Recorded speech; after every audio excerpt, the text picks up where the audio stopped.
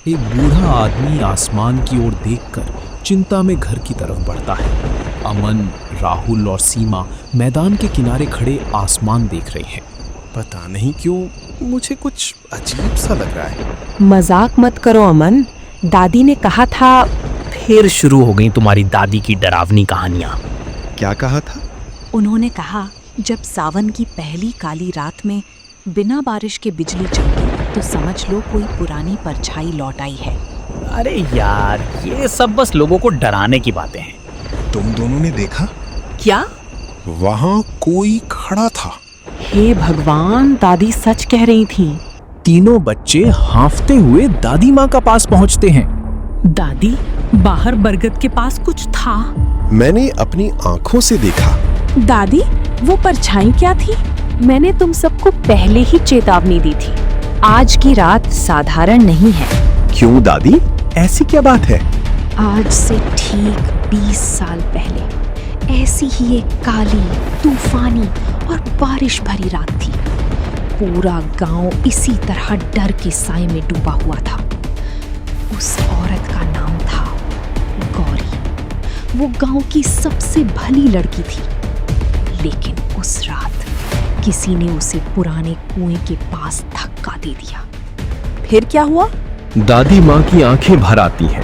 अगली सुबह उसकी लाश कुएं में मिली थी, लेकिन मरने से पहले उसने कसम खाई थी, जिसने उसके साथ धोखा किया उसकी सजा पूरा गांव भुगतेगा।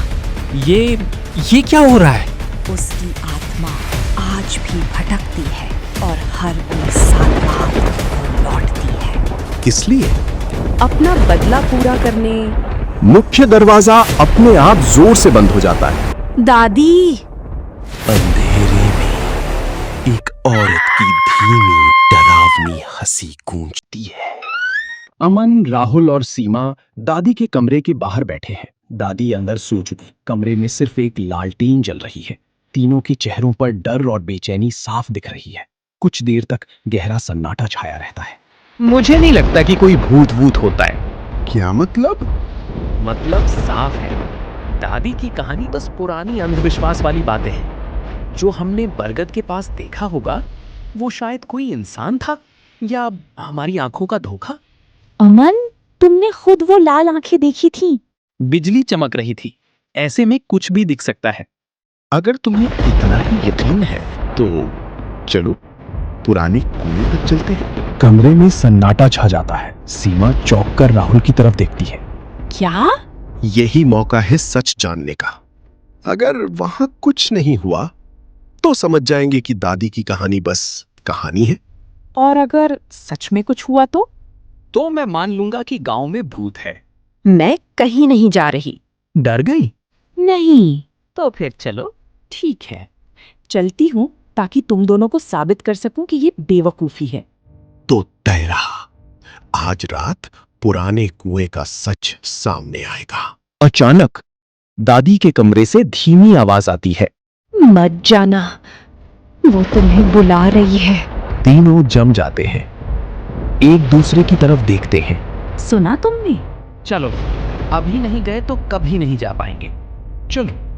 तीनों अंधेरी रात में बाहर निकल जाते हैं, दूर पुराने कुएं की दिशा में। मुझे अच्छा नहीं लग रहा, हमें वापस चलना चाहिए। सीमा, इतनी दूर आ ही गए हैं, डरपोक मत बनो। मैं डरपोक नहीं हूँ। सच कहूं तो मुझे भी अजीब लग रहा है। तीनों आगे बढ़ते रहते हैं। देखा, जानवरों को पहले ही महसूस हो जाता है। बस करो। तभी तीनों रुक जाते हैं। उनकी सांसों की आवाज साफ सुनाई देती है। हाँ, फिर दोबारा, जैसे कोई गीली मिट्टी पर पायल पहनकर धीरे धीरे उनकी तरफ चल रहा हो। तीनों के चेहरे डर से सफेद पड़ जाते हैं। कौन है वहां? अचानक आवाज और पास आती है। एक औरत, सफेद भीगी साड़ी, लंबे काले बाल चेहरे पर लटके हुए, दोनों हाथ बेजान नीचे लटक रहे हैं। उसके पैर जमीन को छू नहीं रहे, वो हवा में कुछ इंच ऊपर तैर रही है। वो कौन है? ये इंसान नहीं हो सकता। शायद कोई मजाक कर रहा है। अचानक वो औरत धीरे धीरे अपना सिर ऊपर उठाने लगती है। उसके बाल थोड़ा हटते हैं। उसकी एक सफेद चमकती आंख दिखाई देती है। तेज बिजली चमकती है। पूरे रास्ते पर सफेद रोशनी फैल जाती है। तीनों अपनी आंखें बंद कर लेते हैं। जब रोशनी खत्म होती है वो औरत गायब होती है। मैंने कहा था हमें वापस चलना चाहिए। वो यही थी, लेकिन तभी दूर कुएं की दिशा से एक धीमी और दर्द भरी चीख सुनाई देती है।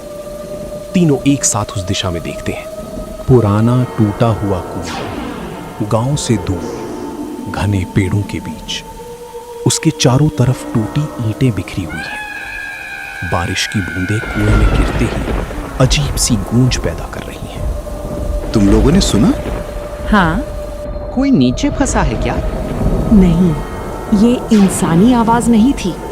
फिर आवाज दोबारा आती है, इस बार और साफ। मुझे बाहर निकालो। अमन थोड़ा और आगे बढ़ता है। अमन, नीचे कुएं की दीवार से चिपकी एक औरत उल्टी लटकी हुई है। उसकी सफेद आंखें सीधे अमन को घूर रही हैं। आ जाओ। तुम कौन हो? मैं औरत हूँ जिसे इस कुएं ने निगल लिया। तुम्हारे परिवार ने मुझे मारा था। अब तुम मेरी सजा भुगतोगे। तीनों चौंक जाते हैं। अचानक औरत हवा में उठ जाती है। उसके चारों तरफ काला धुआं फैलने लगता है। बचाओ। अब कोई नहीं बचेगा। कुछ देर बाद सब कुछ शांत हो जाता है, 2 पल के लिए। रात की करीब 2 बजे। तेज बारिश अब भी जारी है। अमन अपने कमरे में बिस्तर पर पड़ा है। उसके हाथ पर लगा काला निशान धीरे धीरे फैलता जा रहा है। राहुल और सीमा उसके पास खड़े हैं। दोनों डरे हुए हैं। अब ये शरीर मेरा है। राहुल आंसुओं में अमन को देखता है। अमन, तू मेरा सबसे अच्छा दोस्त है। याद है बचपन में तूने मुझे कुएं में गिरने से बचाया था? आज मैं तुझे नहीं हारने दूंगा। तू इस शैतान से हार नहीं सकता। अमन का चेहरा बदलने लगता है। उसकी लाल आंखें हल्की पड़ती हैं। राहुल, अमन के शरीर से सुनहरी रोशनी निकलती है। उसकी असली आत्मा सामने आती है। वो राहुल को देखती है। दोस्ती कभी हारती नहीं। हाँ भाई। दोस्ती जीत गई।